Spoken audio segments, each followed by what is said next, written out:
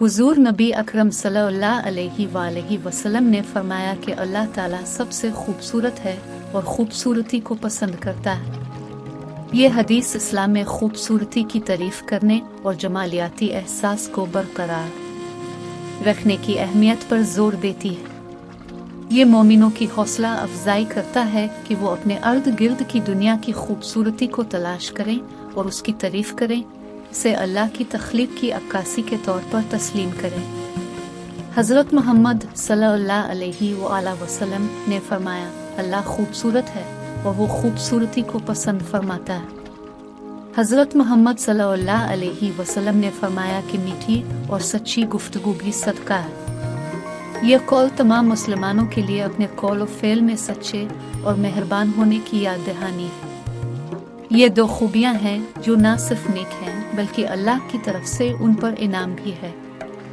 कहावत की कई तरह से तशरीह की जा सकती है। एक तशरीह यह है कि ये महज हकीकत का बयान है। सच्चे और मेहरबान अल्फाज दूसरों के लिए फ़ायदेमंद हैं और इसलिए उन्हें सदका की एक शक्ल समझा जा सकता है। एक और तशरीह यह है कि इस कौल का मकसद मुसलमानों को अपनी तकरीर में ज़्यादा सच्चा और मेहरबान होने की तरगीब देना है। इससे पता चलता है कि सच्चाई और मेहरबानी के छोटे छोटे अमाल भी दुनिया में फ़र्क पैदा कर सकते हैं।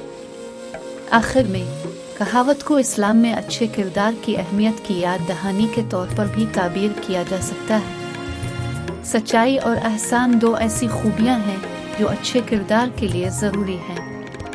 सच्ची और मीठी बात भी एक सदका है। अल्लाह के नज़दीक सबसे ज़्यादा महबूब वो है जो दूसरों के लिए सबसे ज़्यादा फ़ायदेमंद हो। ये कौल बताता है कि सच्चाई या एहसान का एक छोटा सा अमल भी सदका समझा जा सकता है। इसकी वजह यह है कि सदका हर वो अमल है जो दूसरों के फ़ायदे के लिए किया जाता है और सच्चाई और एहसान दोनों ऐसे अमाल हैं जो दूसरों को फ़ायदा पहुंचाते हैं। इस्लामी नुक्ता नज़र से सच्चाई और एहसान न सिर्फ फजीलत है बल्कि उन पर अल्लाह की तरफ से इनाम भी है। नबी करीम सल्लल्लाहु अलैहि वसल्लम ने फरमाया,